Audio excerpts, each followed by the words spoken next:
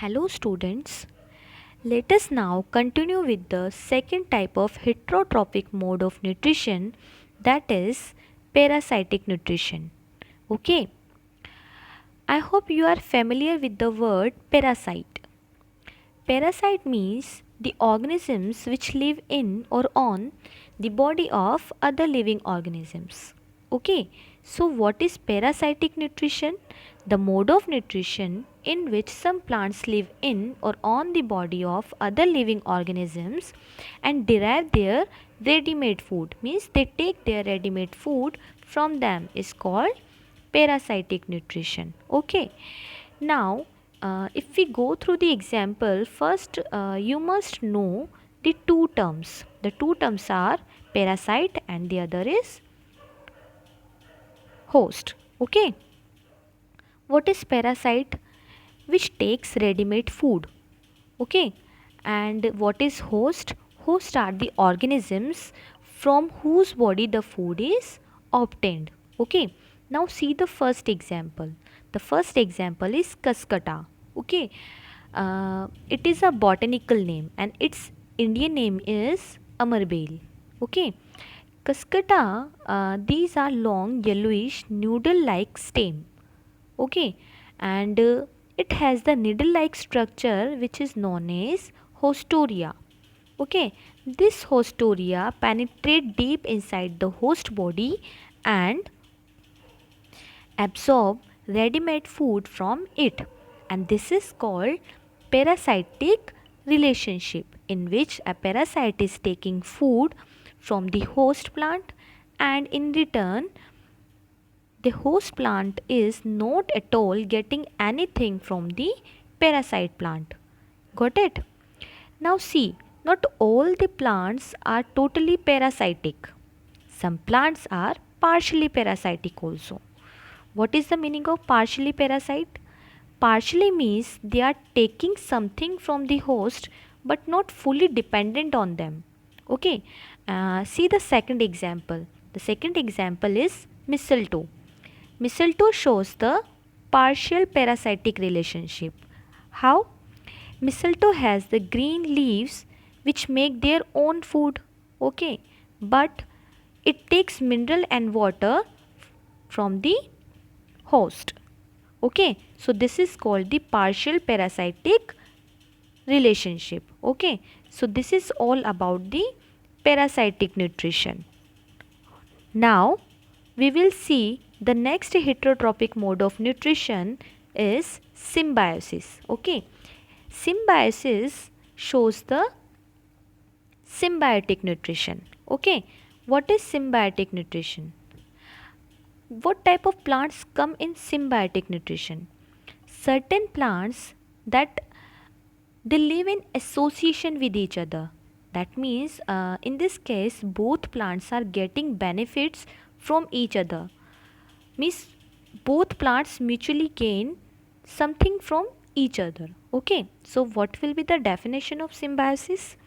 The association in which two different type of organisms live and work together for their mutual benefits. This process is called symbiosis and this relationship is called symbiotic relationship. Okay, now let us learn more with the help of an example. The example is lichen. Okay, a lichen is actually composed of two distinct organisms, algae and fungi. Okay, what is algae? Algae is known as kai also. Okay, it says in Hindi kai. Okay, it is green in color, so that means it contain chlorophyll, so it can make their own food, and this food is shared with the fungi. Okay, and in return fungi gives protection, water and minerals to the algae. So this entire nutrition is called symbiotic nutrition. Got it? Now similarly see the second example, that is of symbiotic relationship, rhizobium bacteria. Okay, do you remember rhizobium bacteria? Just recall the synthesis of protein by plants. Yes, what we have learnt about it, that rhizobium bacteria convert the nitrogen which is present in the atmosphere, it converts that atmospheric nitrogen into the soluble nitrogen, which is nitrates. Remember? So this rhizobium bacteria lives in the nodules of the roots of leguminous plants. Okay. So what are leguminous plants?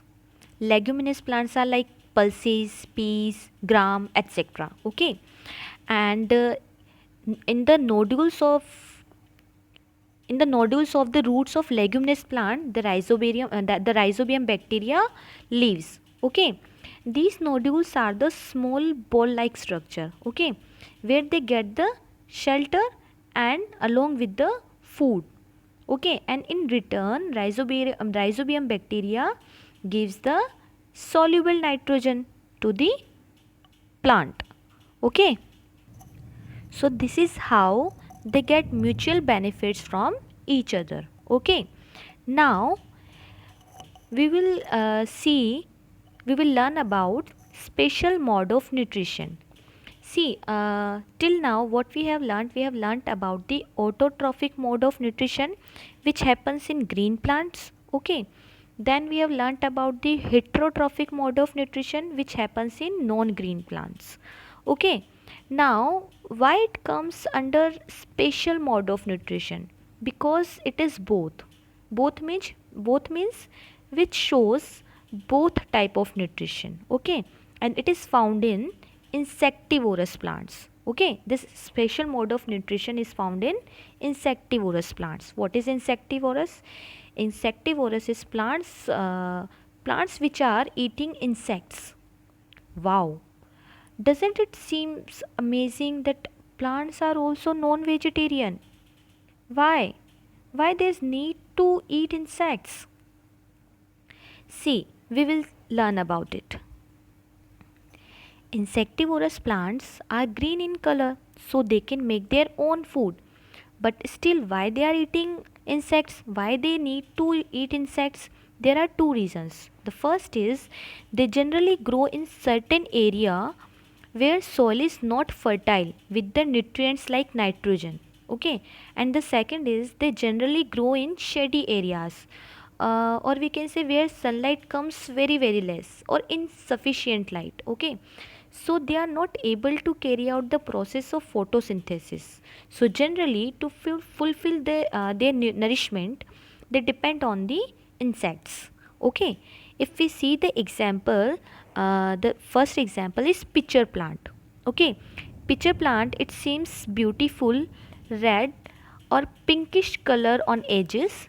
Okay, and the leaves of pitcher plant is modified to in the form of tubular. Okay, tubular like structure it is, and upper lid is to open and close the pitcher.